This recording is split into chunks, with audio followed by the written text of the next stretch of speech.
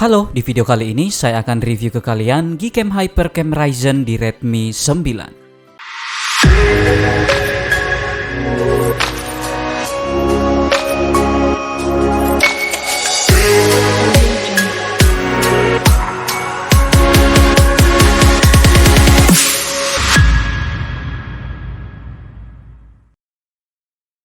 Kita mulai dari cara installnya dulu.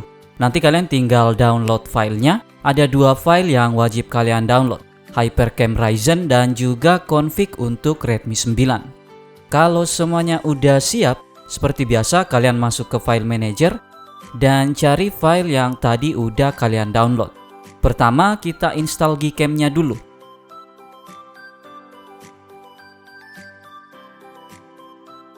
Setelah Gcam-nya terinstall, kalian langsung buka Gcam-nya.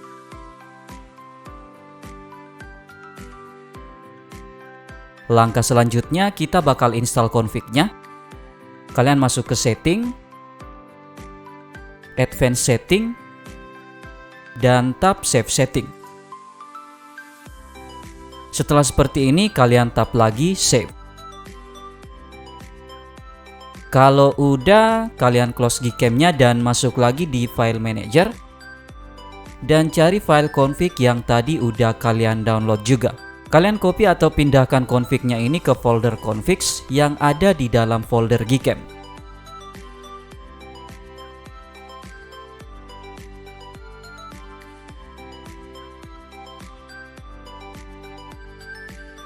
Kalau udah, kalian close file manajernya dan masuk lagi di Gcam-nya. Seperti biasa, dari Gcam-nya kalian tap dua kali bagian hitam ini, pilih config-nya dan tap restore. Oke, sekarang kita lanjut ke pembahasannya. Gcam HyperCam Ryzen ini hampir sama ya dengan HyperCam Strike yang dulu udah pernah kita review.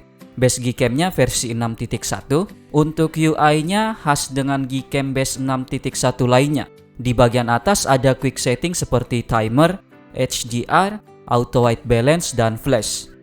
Terus di bagian kiri bawah viewfinder-nya ini ada settingan fokusnya. Untuk lensa makronya HyperCam ini udah work juga ya. Sama dengan Gcam base 6.1 lainnya. Di sini masih ada mode portrait, terus ada panorama dan lens blur. Lanjut di bagian atas mode videonya ini ada quick setting seperti FPS, auto white balance, dan flash. Mode videonya ini udah work di lensa utama dan juga lensa makronya. Untuk FPS-nya work sampai 60 fps, tapi menurut saya hasilnya nggak signifikan. Di lainnya ini masih ada mode-mode lain seperti mode malam, photo spare, slow motion, dan lainnya. Untuk slow motion di Gcam ini belum work ya, tapi untuk mode malamnya udah work. Lanjut di bagian settingnya, kita mulai dulu dari advanced setting. Di advanced settingnya ini ada settingan seperti HDR plus tools, fix, focus mode, aux kamera, dan lain-lain. Di bagian HDR plus toolsnya ini kalian bisa setting untuk base seperti device model untuk tiap-tiap kameranya. Terus di sini ada image processingnya juga buat ngatur gamma, level, dan curve. Selain itu kalian bisa atur saturation untuk tiap-tiap lensanya.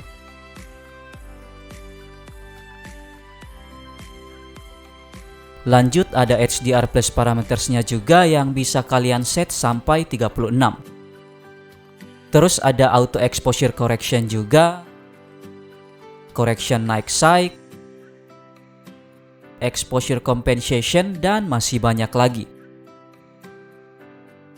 Kalau nanti di mode malam proses nunggunya terlalu lama, kalian bisa setting di correction night sight ini. Di sini ada beberapa pilihan tapi saya pakai yang 32. Untuk settingan foto di sini ada settingan untuk resolusinya. Resolusi kamera belakangnya itu cuma mentok di 8,3 megapiksel aja ya. Dan untuk kamera depannya 8 megapiksel. Di settingan lanjutan fotonya ini cuma ada settingan seperti JPEG quality, control HDR+, motion, dan lainnya. Nanti kalian tinggal explore lebih dalam lagi. Untuk settingan videonya di sini ada settingan untuk resolusinya juga. Untuk kamera depan dan belakang udah sama-sama support perekaman video sampai 1080p. Di settingan lanjutannya cuma ada init slow-mo, bitrate, dan lainnya. Di sini kalian juga bisa hidden slow motionnya kalau kalian mau karena slow motionnya nggak work. Selebihnya di bagian bawah cuma ada settingan umum yang udah sering banget kita temuin di hampir semua Gcam. Saya juga udah siapin beberapa foto yang diambil menggunakan HyperCam Ryzen di Redmi 9. Dan ini dia hasil fotonya.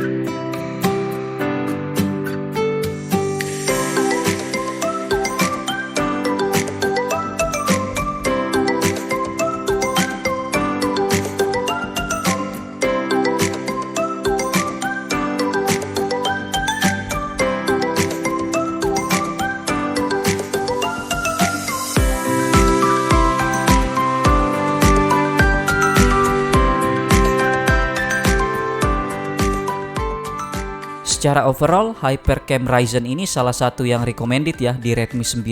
Gcam ini nggak beda jauh sih dari Killer Cam atau HyperCam Strike. Kalian tinggal sesuaiin aja dengan kebutuhan foto dan video kalian nantinya. Untuk UI-nya udah smooth dan gak lag karena ini Gcam base 6.1. Jadi udah dijamin banget kalau Gcam ini cocok buat Redmi 9. Selain itu, Gcam ini udah minim bug dan lensa makronya juga udah work. Kurangnya cuma ada di lensa ultrawide yang nggak bisa kita gunakan. Buat kalian yang nantinya ngalamin black screen di Gcam ini, kalian harus ingat untuk install config dulu. Karena Gcam ini nggak bakalan bisa kalian pakai tanpa config. Ini beda dengan Gcam Nikita yang bisa kalian gunakan tanpa config. Jadi itu dia review HyperCam Ryzen di Redmi 9. Terima kasih sudah menonton video ini. Tetap positif, rendah hati, dan sampai jumpa di video selanjutnya.